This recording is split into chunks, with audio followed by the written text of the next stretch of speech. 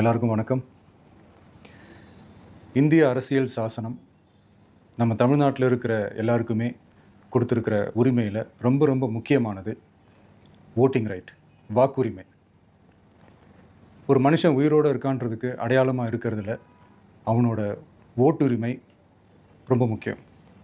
அதனால தான் voting is not only our right but also our life. ஒரு முக்கியமான விஷயத்தை பற்றி இப்போ நான் உங்ககிட்ட ஷேர் பண்ண போகிறேன். இது நான் ஃபஸ்ட்டு கேள்விப்பட்ட உடனே எனக்கே ரொம்ப ஷாக்கிங்காக தான் இருந்தது. இப்போ நான் பேசிகிட்டு இருக்கிற இந்த நேரத்தில் தமிழ்நாட்டில் இருக்கிற நம்ம யாருக்குமே ஓட்டு போடுற உரிமையே இல்லைன்னு சொன்னால் நம்புவீங்களா? நீங்கள் உட்பட யாருக்குமே அது இல்லை. நான் பயமுறுத்துறேன்னு நினைக்காதீங்க, அதுதான் நிஜமும் கூட. கொஞ்சம் ஏமாந்தால் நம்மளை மாதிரியே இன்னும் லட்சக்கணக்கான பேருக்கும் இதே நிலைமை தான். ஓட்டு போடுற அந்த உரிமையே இல்லாத மாதிரி ஒரு நிலைமை வந்தாலும் வரலாம். இதுக்கு மெயின் ரீசன் அந்த எஸ்ஐஆர், ஸ்பெஷல் இன்டென்சிவ் ரிவிஷன், சிறப்பு தீவிர திருத்தம். இப்போது இந்த எஸ்ஐஆர் நம்ம தமிழ்நாட்டில் எப்படி ஒர்க் ஆக போகுது? கடந்த ஜனவரி மாதம் எடுத்த அந்த கணக்கெடுப்பில் 6,36,00,000 வாக்காளர்கள் நம்ம தமிழ்நாட்டில் இருக்கிறாங்க. ஆனால் அவங்க யாருக்குமே இந்த ஓட்டு போடுற உரிமையே இல்லை. அந்த பிஎல்ஓன்னு சொல்லுவாங்க, பூத் லெவல் ஆஃபீஸர்ஸ், வாக்குச்சாவடி நிலை அலுவலர். அவங்க தான் வீடு வீடாக போய் அந்த ஃபார்மை கொடுப்பாங்க. அதை நம்ம ஃபில்அப் பண்ணி கொடுக்கணும். அதை தேர்தல் ஆணையம் அதை எடுத்துகிட்டு போய் அதை ஸ்க்ரூட்டினைஸ் பண்ணி அது எல்லாமே கரெக்டாக இருக்கான்னு செக் பண்ணி பார்த்ததுக்கப்புறம் அந்த வாக்காளர் பட்டியலை வெளியிடுவாங்க. அந்த வாக்காளர் பட்டியலில் நம்ம பேர் இருக்கணும், அப்போ தான் நம்மளால் ஓட்டு போட முடியும். அந்த புது பட்டியல் வர்ற வரைக்கும் நம்ம வாக்காளர்களான்றது அது உறுதியே செய்ய முடியாது. இன்கேஸ் அந்த புது பட்டியலில் நம்ம பேர் இல்லைன்னா அது ஒரு தனி ப்ராசஸ், அது ஒரு தனி ஃபார்ம், அது ஒரு தனி கிளைம்ன்ற மாதிரி அது ஒரு வேறு வேலை. ஸோ இந்த மாதிரி நிறையா சிரமங்கள் குழப்பங்கள் இருக்கிறதுனால மக்களுக்கு இது மேலே ஒரு கன்ஃபியூஷன் ஒன்று இருக்குது. இது என்ன வெரிஃபிகேஷனா, இல்லை ஒரு மறைமுக ரீரெஜிஸ்ட்ரேஷனா, இல்லை இது ஒரு நியூ ரெஜிஸ்ட்ரேஷன் மாதிரியே தானா அப்படின்ற மாதிரி நிறைய கன்ஃபியூஷன் இருக்குது. அவங்க செய்ய வேண்டியதெல்லாம் ஒன்று தான். இந்த மாதிரி வீடு வீடாக போய் அந்த எனிமரேஷன் ஃபார்ம் நம்ம ஃபில்அப் பண்ணி கொடுக்கும்போது அதுக்கான அக்னாலேஜ்மெண்ட்டை அந்த பிஎல்ஓ அந்த ஆஃபீஸர்கிட்ட இருந்து நீங்கள் வாங்கிக்கணும். அது ரொம்ப ரொம்ப முக்கியம். இது நான் சொல்கிறது வாக்காளர் பட்டியலில் ஆல்ரெடி உங்கள் பேர் இருக்கிறவங்களுக்கு நான் சொல்கிறேன். இப்போ புது வாக்காளர்கள், ஃபஸ்ட் டைம் ஓட்டர்ஸ், அவங்களுக்கு ஃபார்ம் 6ன்னு ஒன்று இருக்குது. அதை நீங்கள் ஃபில்அப் பண்ணி நீங்கள் உங்கள் ஏரியாவில் இருக்கிற சம்மந்தப்பட்ட அந்த உங்கள் அலுவலகத்தில் நீங்கள் டைரெக்டாகவும் சப்மிட் பண்ணலாம், இல்லை நீங்கள் ஆன்லைன்லேயும் சப்மிட் பண்ணலாம். அப்படி ஆன்லைனில் நீங்கள் சப்மிட் பண்ணிங்கன்னா அதுக்கான ஸ்க்ரீன்ஷாட் எடுத்து வச்சுக்கோங்க. ஃபோனில் மெசேஜ் வரும், அதை சேவ் பண்ணி வச்சுக்கோங்க.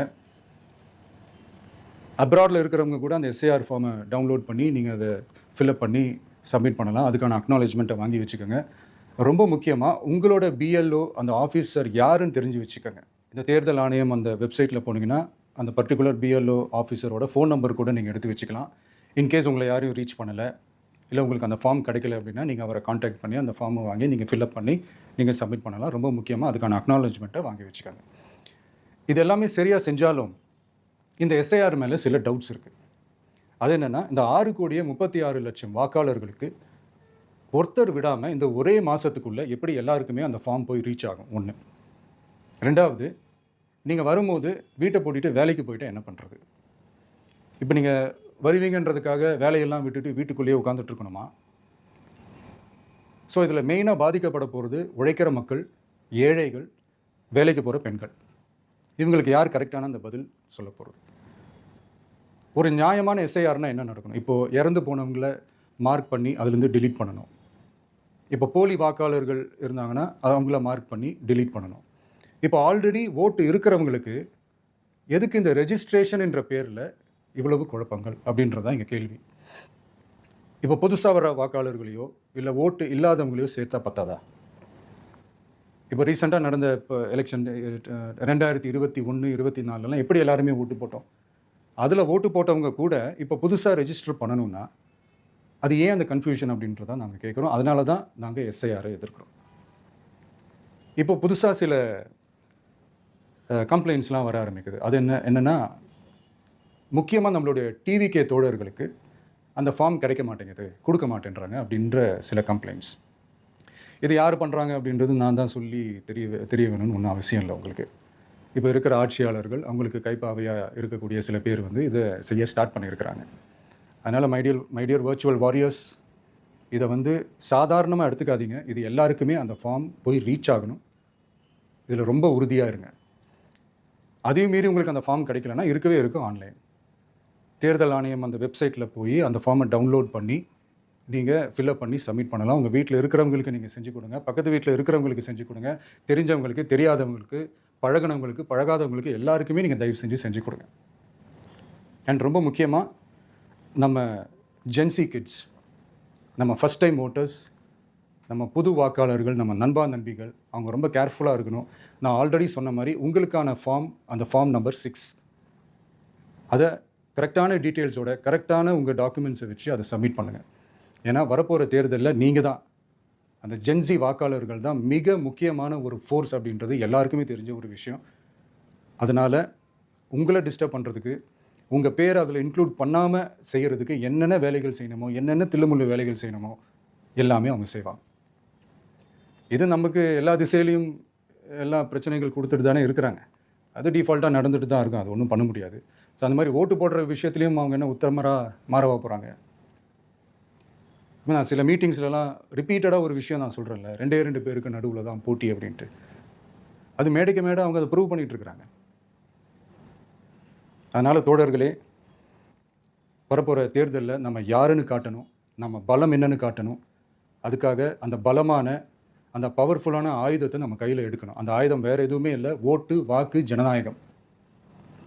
அது இருந்தால் தான் நம்ம அந்த வெற்றியை நோக்கி நம்மளால் பயணிக்க முடியும். தமிழ்நாடே அந்த வாக்குச்சாவடி முன்னாடி திரண்டு நிற்கணும். அதை பார்த்துட்டு தமிழ்நாடே தமிழக வெற்றி கழகமா, இல்லை தமிழக வெற்றி கழகம் தான் தமிழ்நாடா அப்படின்ற மாதிரி இருக்கணும். வீடுன்னு ஒன்று இருந்தால் தான் ஓடு மாற்ற முடியும்னு அறிஞர் அண்ணா அவர்கள் சொல்லியிருக்கிறாங்க. அந்த மாதிரி ஓட்டுன்னு ஒன்று இருந்தால் தான் இந்த நாட்டையே காப்பாற்ற முடியும். அப்புறம் இன்னொரு முக்கியமான விஷயம், அந்த எனிமரேஷன் ஃபார்ம் நீங்கள் ஆன்லைனில் நீங்கள் ஃபில்அப் பண்ணும்போது அதில் ஒரு சில ப்ராப்ளம்ஸ் வரதுக்கு வாய்ப்பு இருக்குது. அது உங்களுடைய ஓட்டர் ஐடியில் இருக்கிற உங்கள் பேரும், ஆதார் கார்டில் இருக்கிற பேரும், அந்த ஸ்பெல்லிங், இனிஷியல்ஸ் எல்லாமே ஒரே மாதிரி இருந்தால் தான் அது அக்செப்ட் ஆகும், இல்லைன்னா அக்செப்ட் ஆகாது. அது கொஞ்சம் கேர்ஃபுல்லாக பண்ணுங்கள். அது கொஞ்சம் யூசர் ஃப்ரெண்ட்லியாக இருக்கலாமேன்னு கேட்டதுக்கு அதெல்லாம் முடியாது, அதுக்கெல்லாம் வாய்ப்பு இல்லை, அதுக்கெல்லாம் ஆளுங்க இல்லை, பண்ண முடியாதுன்னு ரிப்ளை பண்ணிட்டாங்க. ஸோ அதனால் மைடியர் டிவிகே தோழர்களே, மைடியர் ஜென்சி படை பலமே, உஷாராக இருங்க, கான்ஃபிடென்ட்டாக இருங்க, நல்லதே நடக்கும், வெற்றி நிச்சயம். மீண்டும் சந்திக்கும் வரை நன்றி, வணக்கம்.